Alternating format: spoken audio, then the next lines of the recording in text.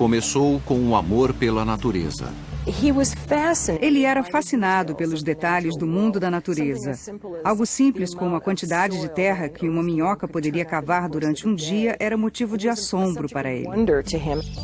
E se transformou em um desejo ardente de entender. Quais são as leis da vida? Você consegue se imaginar sentado e dizendo para si mesmo que irá examinar esse assunto? Quais são as leis da vida? Foi o que Darwin anotou para si mesmo em seu caderno. E a coragem de falar a verdade. Ensinar sobre evolução naquela época era se declarar além do limite científico. Era ser um pária perigoso. Aventureiro científico, rebelde e opositor, e o homem que modificou para sempre nosso lugar no mundo. Charles Darwin, a voz da evolução. Distribuído por Logon. Versão brasileira, Sérgio Moreno. Charles Robert Darwin viveu uma vida dominada por poucas e poderosas influências. Ele nasceu em 1809, em uma época em que os homens não ousavam explorar questões profundas. Sua cidade natal, Shrewsbury, na Inglaterra, era repleta de uma paisagem rural belíssima, que o imbuiu do amor pela natureza. Sua mãe, inválida, vivia doente e pouco disponível para o pequeno Charles. Seu pai, Dr. Robert Darwin, era um aristocrata rico que governava a família com mão de ferro. Robert Darwin era um homem poderoso, um médico bem conhecido, rico, um bom investidor. Uma figura que marcava sua presença na zona rural. Era praticamente um aristocrata na região em que vivia. O Dr. Darwin prezava sua posição social e pressionava Charles a agir respeitosamente. À noite, os filhos de Darwin se sentavam para ouvir enquanto o pai, de 160 quilos, passava horas falando sobre o bom comportamento. Charles se sentia como um solitário na multidão, intimidado pelo pai e distante de 5 irmãos. Acho que ele não dispunha de muita privacidade. Não havia um território que fosse exclusivamente seu e, ao sair pelo campo, ele não apenas ficava só, mas permitia que tivesse algo apenas seu. E acabou sendo notado na família e em seu círculo de amigos como o jovem colecionador. Quando Charles tinha 8 anos, sua mãe morreu de uma doença depauperante. O Dr. Darwin insistiu na ordem e no decoro e desestimulou as crianças a expressarem sua tristeza. Charles pareceu não se afetar pela perda da mãe. E poucas semanas mais tarde, ele desabou ao assistir a um funeral militar. Enquanto o caixão baixava, um atirador atirou por sobre o caixão. O menino de 8 anos e meio ficou tomado pela emoção. Ele jamais esqueceu aquela cena. Ele a lembrou até o dia de sua morte. Mas ele não lembrava de nada a respeito da mãe, a não ser da camisola preta que usava em seu leito de morte. Ou ele jamais se sentiu próximo da mãe, o que me parece improvável, ou ele reprimiu seus sentimentos e os enterrou com sua tristeza. Aos 13 anos, Charles foi para a escola de Shrewsbury. Era o ano de 1822 e o conhecimento de línguas antigas era considerado o marco de um cavalheiro. A literatura grega e latina dominava as aulas que deixavam Charles totalmente entediado. Sua falta de interesse levou a notas baixas, convencendo a muitos que ele não era dos mais inteligentes. Oprimido em casa e na escola, ele encontrava liberdade ao ar livre, tornando-se um excelente cavaleiro e caçador. Ele adorava caçar aves. Charles mantinha um diário de toda a ave que ele caçava. Ele guardava as botas de caça ao lado da cama para que acordasse pela manhã e as calçasse, pegasse a arma e saísse para caçar. Ele não queria perder um instante sequer. Suas habilidades esportivas se desenvolveram. Seu desempenho na escola passou de sofrível a péssimo. Dr. Darwin temia que Charles caminhasse para o ócio e o descrédito. Em 1825, quando Charles tinha 16 anos, o pai o retirou da escola de Shrewsbury e o enviou para estudar medicina na Universidade de Edimburgo. Os alunos de medicina precisavam assistir cirurgias e o clorofórmio usado fazia a sala de cirurgia parecer uma câmara de tortura. Charles assistiu aterrorizado enquanto pacientes eram amarrados à mesa de operação e amordaçados para abafar seus gritos. Ele ficou devastado pelo sofrimento e saiu da sala para jamais voltar. Era sensível demais para se tornar médico e temia demais o pai para admitir o fracasso. Ele permaneceu em Edimburgo por 1 ano, escondido em sua vergonha. Quando finalmente voltou para casa, o pai propôs um novo caminho para a respeitabilidade. O pai disse: tudo bem, Charles. Se não quer ser médico, por que não ser um sacerdote? Você não precisa ter tanta fé para isso. A maioria dos sacerdotes não a tem, mas não conte isso para sua esposa. Guarde isso para si e será convidado para as melhores festas. Você terá um belo salário, uma bela casa e terá tempo livre para vagar pelo campo, colecionando besouros e ninhos de pássaros. Charles concordou em estudar para ser pastor, ávido por uma chance de se redimir. E graças à riqueza e à influência do pai, ele foi prontamente aceito na Universidade de Cambridge. Aos 22 anos, ele se liberou e curtiu os prazeres da juventude. Ele gostava de beber uísque e jogava 21 até de manhã. Saía com uma jovem chamada Fanny Owen, sua primeira namorada. Ele parecia mais perdido que nunca, até que encontrou um homem que mudou sua vida. O professor John Henslow, clérigo de profissão e botânico amador, que despertou a paixão adormecida de Darwin pelo mundo da natureza. Suas longas caminhadas eram tão comuns que Darwin era chamado o homem que anda com Henslow.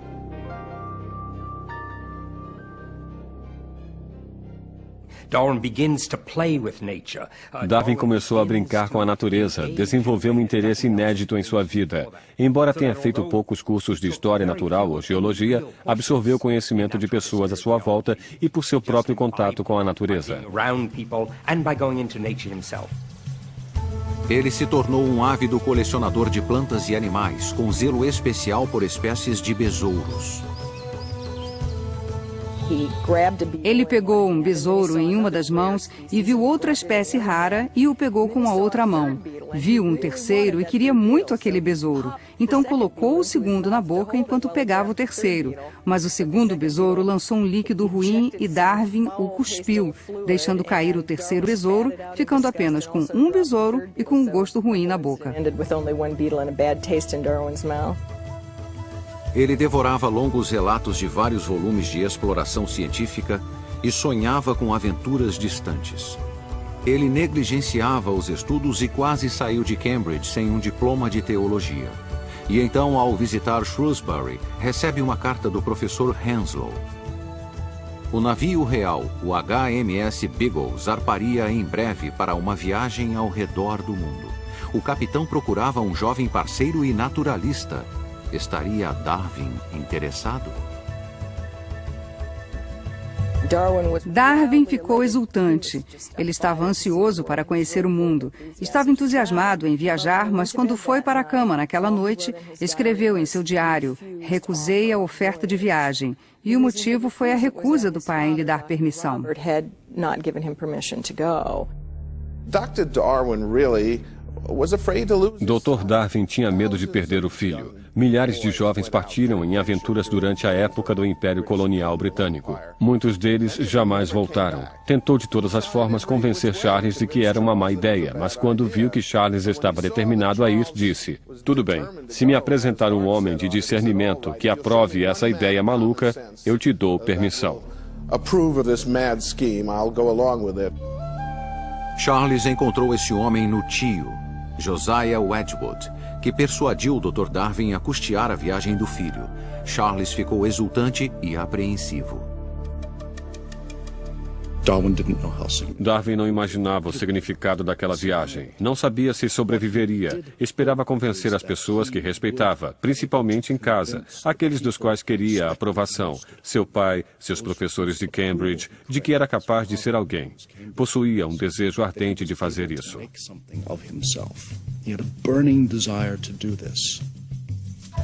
Após 22 anos como o filho excêntrico, Charles estava determinado a se destacar. Ele abandonava uma namorada jovem e bonita e a família que amava por um salto no desconhecido.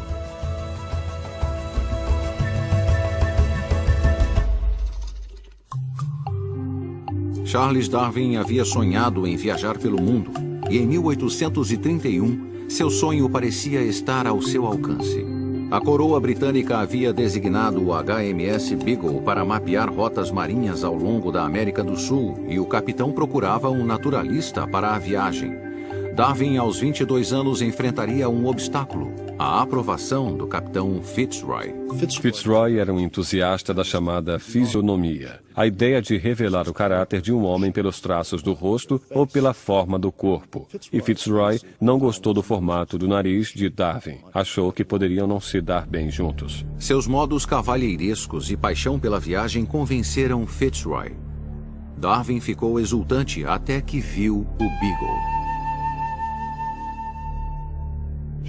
Ele o olhou. Tinha 27 metros de comprimento. Era pequeno. 7 metros de largura no seu ponto mais largo. Era pequeno. Olhou o camarote que teria que compartilhar. Precisava se curvar para entrar. Ele tinha 1,82 m e o teto era mais baixo. Seriam seus aposentos, o que claramente lhe dava uma sensação de claustrofobia.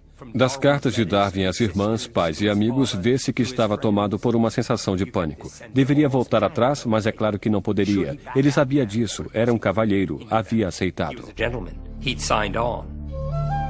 Darwin chamou o camarote confinado de mal incessante. Ele se perguntava como 74 homens poderiam conviver durante os próximos 3 ou 5 anos quando soube que a embarcação era uma fragata, uma classe de embarcação instável conhecida como caixão flutuante. O navio ficou ancorado por meses esperando pelo bom tempo. Certa noite, alguns marinheiros se embebedaram. Na manhã seguinte, Fitzroy mandou que fossem açoitados. Darwin ficou horrorizado com o corretivo brutal e se perguntou se aguentaria uma viagem longa. Ele ficou tão ansioso que passou a ter dores torácicas. Finalmente, o Beagle zarpou e ele imediatamente descobriu um novo tormento. O pior de tudo era o enjoo. Ele sofria de enjoo no mar, como todos os Darwin, inclusive eu, através de gerações. É uma herança difícil que me faz vomitar o tempo todo. E o que surpreendeu a mim e a outras pessoas foi que ele sobreviveu apesar do enjoo, já que passou pelos piores.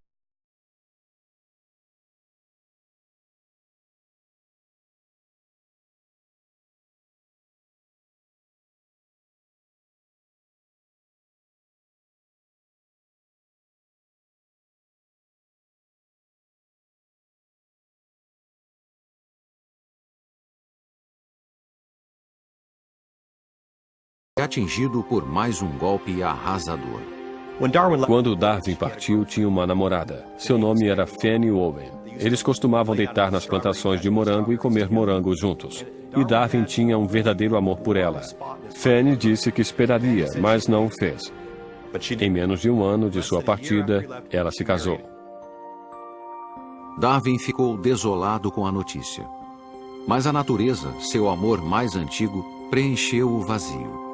Nenhum romance poderia se igualar ao êxtase de sua primeira caminhada pela floresta tropical brasileira. A elegância das folhagens, a novidade das plantas parasitas, a beleza das flores me encheram de admiração. Esse dia trouxe um prazer maior que jamais imaginei sentir novamente.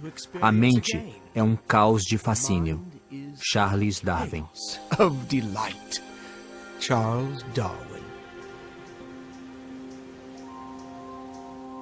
Incansável, ele recolheu fósseis, peles e carcaças de centenas de formas de vida exóticas. Sempre que o Beagle aportava, era o primeiro a desembarcar para subir as montanhas. Ele andou por 640 quilômetros com gaúchos fortes, em suas palavras, os cowboys da América do Sul. Eram homens rudes e violentos. Darwin era um cavaleiro e os acompanhou bem. Quando jovem, ele era muito forte e vigoroso. Seus modos gentis conquistavam tanto nativos quanto seus rabugentos companheiros de viagem. Os marujos o chamavam de filo ou filósofo e o achavam excêntrico, mas inofensivo. Eles construíram barris para guardar sua coleção crescente de espécimes raros.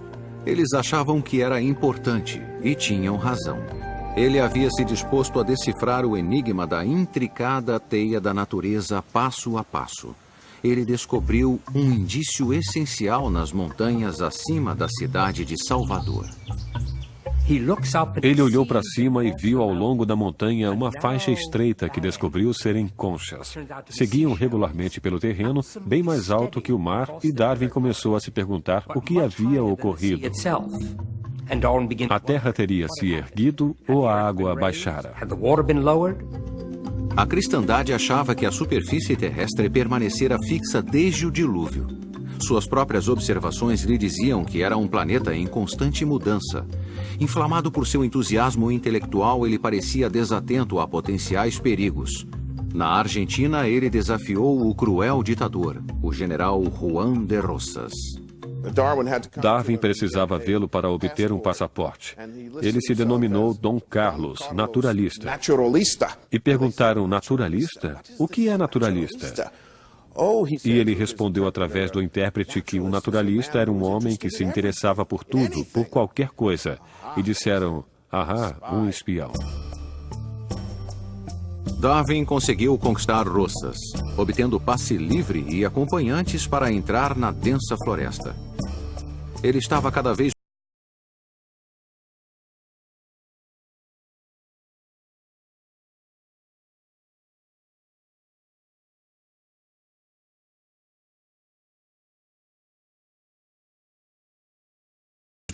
dormindo enroscados no chão. Ele mal podia crer que o mesmo Deus havia criado humanos tão rudes, humanos tão elevados como ele próprio, e ainda os refinados professores de Cambridge. A experiência o convenceu de que o homem seguramente tinha raízes no reino animal. Todas as criaturas da Terra tinham parentesco e eram vulneráveis aos caprichos da natureza. Darwin chegou muito perto de não modificar o curso da história ocidental quando passaram pela primeira vez pelo Cabo Horn. Havia ondas imensas e o Beagle foi assolado 3 vezes e, finalmente, na terceira, se inclinou para o lado e a cabine de popa começou a encher de água e os barcos se soltaram. Se houvesse um quarto vagalhão, todos estariam perdidos. Darwin periodicamente encaixotava espécimes e os enviava ao professor Henslow, em Cambridge. Ele recebeu cartas em vários portos, mas após 2 anos não havia recebido uma palavra sequer de Henslow. Começou a achar que seu trabalho era inútil, que a viagem toda era uma perda de tempo. Finalmente ele recebeu uma carta. Henslow adorara o acervo e louvava o brilhante trabalho de Darwin. Darwin ficou exultante.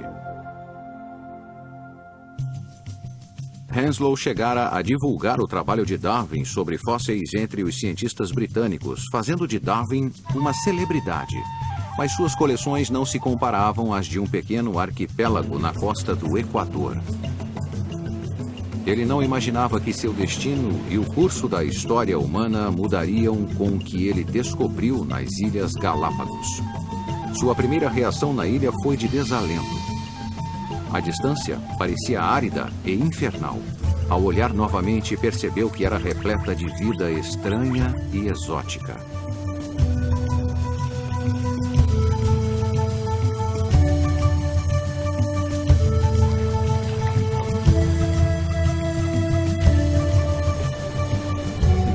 Os Galápagos que ele encontrou eram uma espécie de laboratório ao ar livre, algo pré-histórico e ainda existente naquele tempo. Era o local mais extraordinário onde o homem jamais pisara até os últimos 100 anos. E nenhum animal tinha medo dos homens, o que era emocionante. Darwin se aproveitou de sua mansidão e andou no casco de tartarugas gigantes. Ele notou que elas e outros animais existiam com pequenas variações em cada ilha. Os tentilhões de uma ilha tinham bicos longos para pegar insetos. Os de outra possuíam bicos fortes para esmagar nozes, e mesmo assim ele percebeu que cada espécie deveria ter vindo de um ancestral comum. A Bíblia dizia que as espécies foram pré-determinadas na criação. Os Galápagos sugeriam que os animais se desenvolviam. A descoberta de Darwin parecia desafiar a Deus. Ele escreveu a um amigo: é como confessar um assassinato, mas preciso acreditar que as espécies podem se modificar, evoluir. Bom, era como um assassinato, porque um assassinato é um crime capital. Os assassinos são punidos. Darwin sentiu que seria punido. Darwin lutara a vida toda para seguir os princípios do bom comportamento ensinados pelo pai. Ele havia estudado medicina e religião para se enquadrar em uma sociedade respeitável. Agora sua mente estava arrebatada por uma ideia que ameaçava subverter a ordem estabelecida e torná-lo um pária.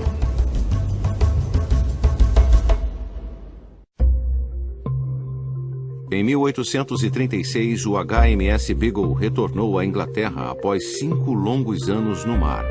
Charles Darwin havia começado a viagem como um jovem assustado recém-saído da faculdade. Ele a terminou como um homem confiante de 27 anos. Havia sobrevivido a constantes enjoos e a perigosos nativos e, apesar disso, havia feito um trabalho brilhante como naturalista.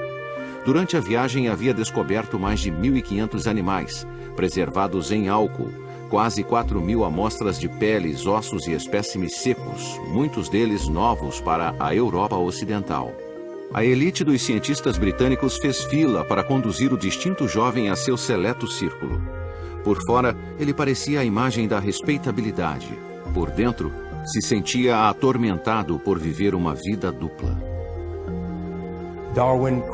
Darwin rapidamente se tornou membro da Sociedade Geológica, o centro ativo de pessoas que trabalhavam na área de história natural. Darwin rapidamente foi impelido ao âmago do estabelecimento científico. Foi apresentado ao clube de elite de cavalheiros, o Athenaeum. Estava ladeado pelos grandiosos e distintos.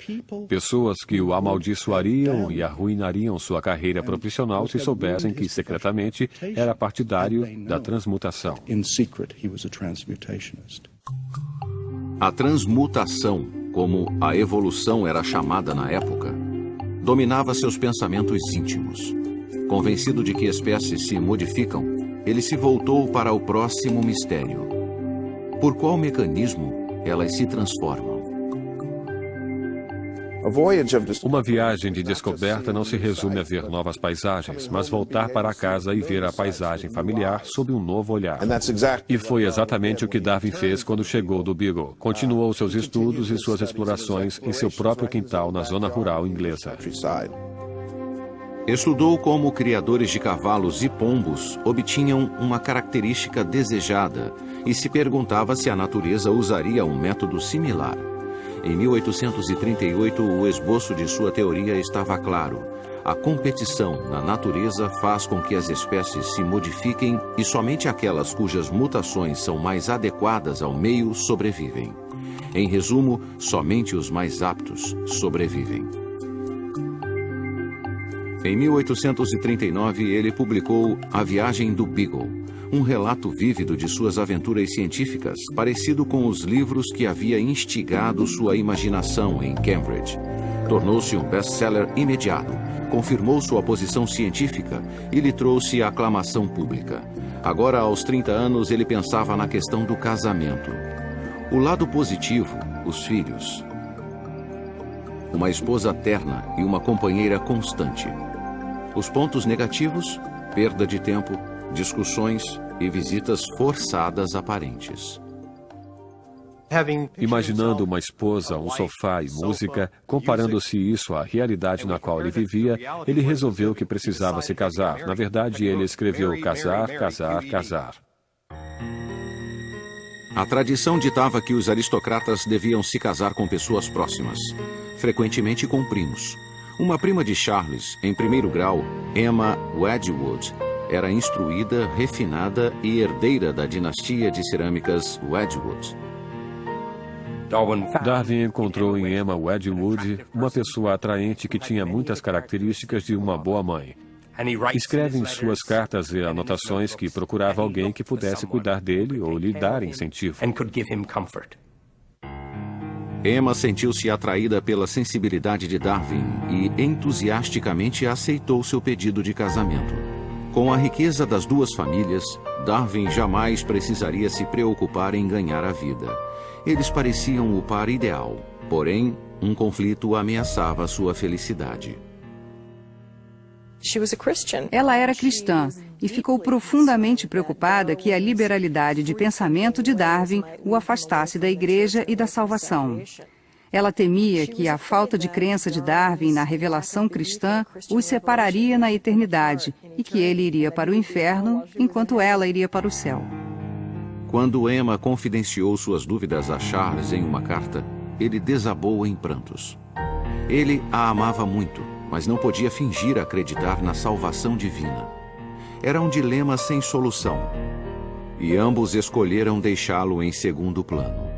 Em 1839, eles se casaram e 3 anos depois mudaram de Londres para a zona rural inglesa. A agradável propriedade de Darwin, Down House, lhe forneceu um refúgio seguro para perseguir suas ideias radicais. Por trás da aparência de um estudioso respeitável, ele cometia heresia. Em 1842, escreveu um ensaio de 35 páginas esboçando sua teoria da evolução, colocou-o em um envelope lacrado e entregou-o a Emma com instruções de publicá-lo caso ele morresse subitamente. Darwin worried at each step. Darwin se preocupava a cada passo, porque desde cedo notou que se estivesse certo, estaria assumindo o que mais tarde chamaria de revolução na biologia. A revolution in biology. Ensinar a evolução, naquele tempo, era se declarar além da fronteira científica, ser um pária, ser perigoso. A última coisa que um jovem que tenta se firmar gostaria de ser. Darwin não teve escolha a não ser manter suas ideias para si e o fez por 20 anos. O silêncio pode ter custado caro. A essa altura, Darwin foi acometido por uma violenta doença que o assolaria pelo resto da vida. Durante semanas teve febre, calafrios e vômitos. Seu estado provavelmente tinha 2 causas: crises de pânico pelo estresse de sua vida dupla e a doença de Chagas, por uma mordida de inseto sofrida no Brasil.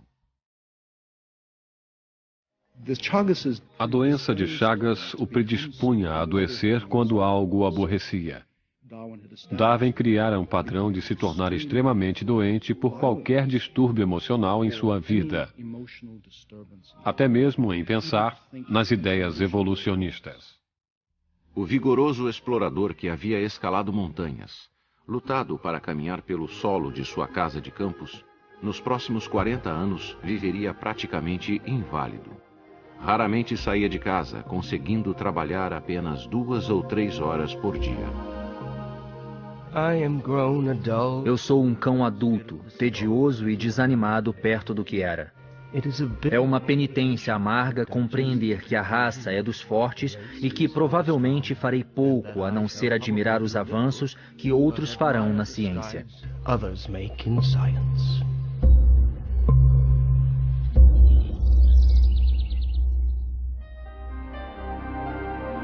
Darwin passou grande parte da década de 1840 fugindo do segredo bloqueado em sua mente.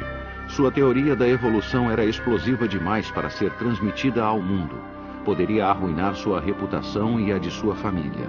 Problemas crônicos de saúde limitavam seu trabalho diário a poucas horas, tempo que era gasto explorando os menores detalhes da natureza.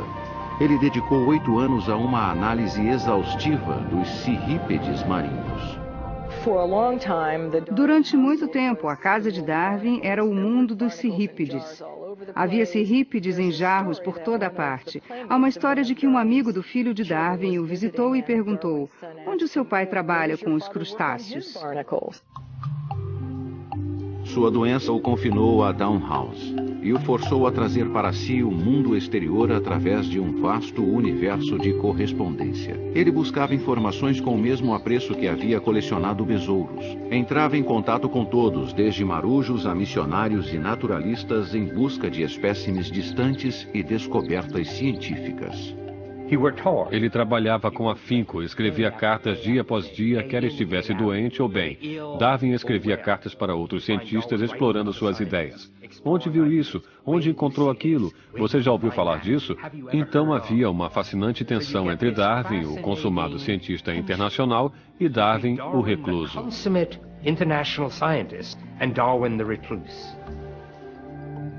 Em casa, o dia todo contava com um ambiente doméstico arrumado e a atenção constante de sua amada esposa, Emma. Ela era sua enfermeira e protetora, abrigando-o de visitas não desejáveis.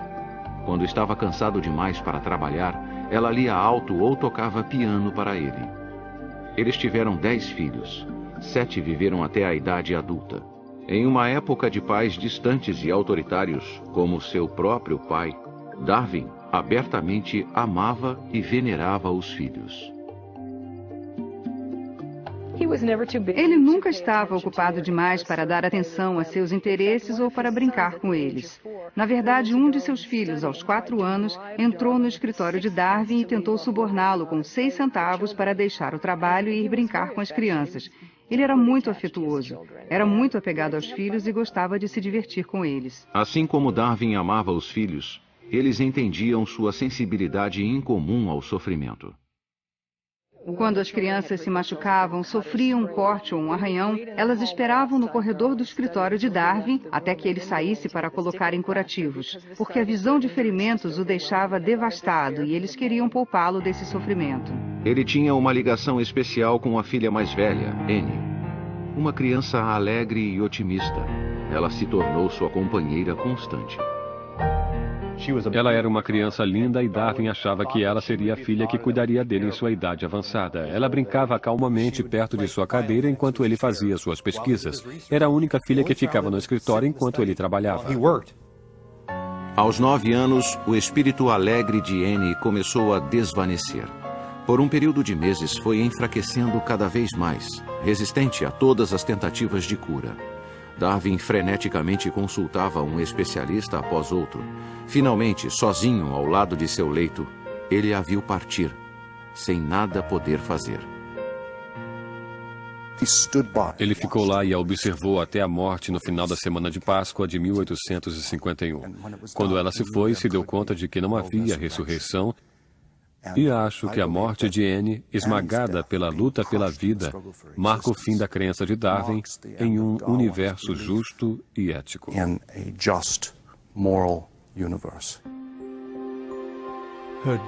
Sua alegria e estado de espírito irradiavam de todo o seu semblante e tornava cada movimento cheio de vida e vigor.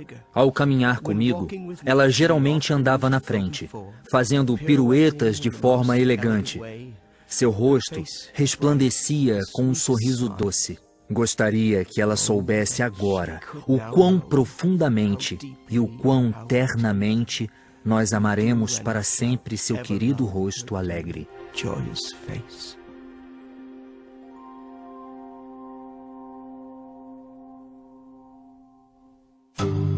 Após a morte de Annie, Darwin retomou o trabalho adiado por tanto tempo, a revelação pública de sua teoria da evolução. Ele passou anos escrevendo, refinando, aperfeiçoando seu livro, até que um incidente em 1858 repentinamente o reanimou. Havia esperado 20 anos para publicar, e agora o naturalista inglês Alfred Wallace havia independentemente desenvolvido ideias similares sobre a evolução e a seleção natural. Darwin estava determinado a reivindicar crédito público por sua ideia revolucionária e irrompeu em um frenesi de escrever durante 13 meses. Ele sabia que seu livro ameaçaria sua reputação e colocaria em perigo o futuro dos filhos. E o pior de tudo, traria sofrimento para uma mulher que ele chamava de meu anjo. Emma, a esposa, era uma cristã devota. Darwin a amava, a respeitava verdadeiramente. E, portanto, fazer algo que obviamente a magoaria era algo que ele detestaria fazer. E mesmo assim, estava claro para ele, desde o início, que a ideia que ele lançava era algo que ela teria extrema dificuldade em lidar. Porque a evolução implicava que os humanos eram meramente animais sem uma alma imortal, os cristãos a consideravam imoral. Sem a alma não há incentivo para se viver uma vida de bem. Não há paraíso ou inferno, não há recompensas nem punições. E enquanto lutava para terminar o livro, Darwin sentia que sofria por seus pecados. Ele tinha furúnculos, caiu e machucou a perna. Mal podia andar. Vivia vomitando e tentava corrigir a prova do livro e enviava cartas para acompanhar as cópias de apresentação para seus amigos de Cambridge, seus clérigos. E ele dizia, ansiarão por me crucificar vivo e assim por diante. Realmente sentimentos muito fortes de medo que reagissem contra o livro ao qual dedicara a sua vida. Ele sentia o peso do mundo nos ombros. Durante 20 anos, havia lutado contra seu destino. Durante 20 anos, vivera uma vida dupla. Agora, seu silêncio terminara. Em novembro de 1859, ele publicou A Origem das Espécies e aguardou pela tempestade.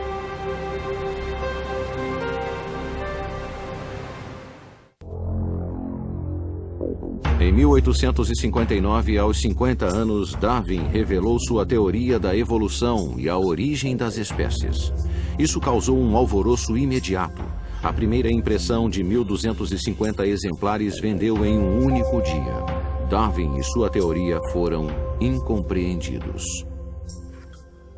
As pessoas acreditam hoje que ele disse que descendemos dos macacos. Ele jamais disse isso. Disse que macacos e humanos vieram de um ancestral comum e seguiram um caminho diferente. Para a Inglaterra vitoriana, a evolução de animais inferiores parecia extremamente improvável. Darwin foi ridicularizado, zombaram de sua teoria. Sua barba branca era uma dádiva aos caricaturistas, inspirando uma legião de desenhos comparando-o a peludos macacos. A igreja anglicana dominava como a igreja oficial na Inglaterra. A teoria de Darwin implicava que a autoridade eclesiástica era, no mínimo, supérflua e, no máximo, fraudulenta. E isso era terrivelmente ameaçador aos pilares da sociedade estabelecida. Era citado o que acontecera na França no século anterior, quando o pensamento liberal e ideias radicais haviam estimulado as classes mais baixas a questionar a ordem estabelecida e vejam só o que aconteceu. Muitos perderam a cabeça. Ninguém queria que aquilo acontecesse na Inglaterra. Publicamente, os debates encolerizavam criacionistas e evolucionistas. Darwin superava a controvérsia na segurança de Downhouse e trabalhava nos bastidores para obter suporte à sua teoria na elite de cientistas. Darwin entendeu o valor de relações públicas. Ele fez uma campanha consciente para converter os 10 ou 15 homens mais notórios na ciência ao evolucionismo e mantinha uma lista de quem estava indeciso, quem era a favor e quem era contra ele. A opinião pública e intelectual foi aos poucos se voltando a seu favor. Ninguém com mente aberta poderia ignorá-la. Até alguns religiosos concordaram que Deus poderia ter criado a vida na Terra para que as criaturas que criou evoluíssem e se modificassem.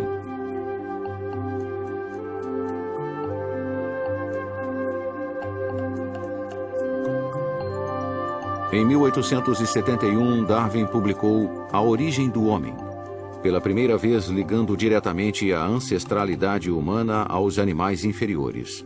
Para sua surpresa, a obra foi recebida sem o furor que havia cercado a origem das espécies. Em apenas uma década, suas ideias haviam se tornado parte da corrente principal, e a enorme carga da evolução finalmente retirada de seus ombros fez com que sua saúde melhorasse consideravelmente. Os sintomas terríveis de mais de 30 anos desapareceram. Ele vagava pelo terreno de Downhouse com vigor renovado, avidamente interessado no estudo detalhado de vermes. O mundo havia mudado em 20 anos desde A Origem das Espécies. Enquanto muitos ainda discordavam das ideias de Darwin, ninguém era ridicularizado por discuti-las. Darwin se tornou uma figura idosa respeitada e foi agraciado com um diploma honorário de Cambridge, 50 anos após quase ter sido reprovado. Sua alma estava em paz, a não ser pelo conflito doloroso e não resolvido com a esposa, Emma. Emma acreditava piamente na vida eterna para os cristãos salvos e ficava muito triste em pensar que ela e Darwin não passariam aquela vida juntos. Essa diferença religiosa se tornava mais pungente à medida que os anos finais se aproximavam. Em abril de 1882, Darwin, aos 73 anos, sofreu um grave ataque cardíaco e passou os poucos dias que lhe restavam como a maior parte de sua vida, amparado por sua querida Emma. Quando ele morreu literalmente nos braços dela, sua cabeça repousada em seu regaço ao dar seus últimos suspiros, ele disse que esperava que de alguma forma eles pudessem ficar juntos. Mas sabia que por sua luz, ela teria uma vida eterna e ele não. Sua morte deu origem a uma controvérsia final: o local de sepultamento. A família se surpreendeu com a solicitação de que o corpo fosse enterrado na abadia de Westminster. Os tempos eram tempestuosos. A abadia precisava mais disso do que ele precisava da abadia, porque Darwin havia anexado novos territórios, sendo o grande imperialista, novos territórios de conhecimento, e havia colocado a bandeira da ciência em novos reinos. A Inglaterra reclamava seu filho rebelde como seu. Em 26 de abril de 1882, a elite da sociedade britânica se reuniu no pátio da igreja da abadia de Westminster para ver Darwin ir repousar ao lado de Sir Isaac Newton. Um agnóstico que havia minado a autoridade cristã passaria a eternidade em solo sagrado. Nos séculos após sua morte, A Origem das Espécies foi publicada 400 vezes, em 29 idiomas. Seus princípios sobre a modificação por elementos naturais alteraram para sempre a forma como vemos o mundo. A partir da publicação de A Origem das Espécies, Deus foi posto de lado em área após área, na medida em que a explicação natural tomou conta. Todos os fenômenos de seres vivos, inclusive os humanos, sua organização social, seu comportamento, são desenvolvidos e controlados pelas forças naturais. Darwin modificou a visão de mundo para sempre, como poucos homens fizeram no curso da história. Ele deu origem a uma nova era na ciência, assim como na cultura popular. Acho fascinante que seu nome apareça nos jornais e revistas e até na televisão. Praticamente todos os dias há menção a Charles Darwin, o que me é muito caro. Na verdade, já me perguntaram se podiam me tocar ao saberem que sou seu bisneto. Isso me impressiona bastante. Darwin dedicou sua vida a descobrir os grandes segredos da natureza. Durante seu funeral, o coro da abadia cantou um hino especialmente composto com a letra do livro dos Provérbios. Bem-aventurado o homem que encontra sabedoria e o que adquire conhecimento.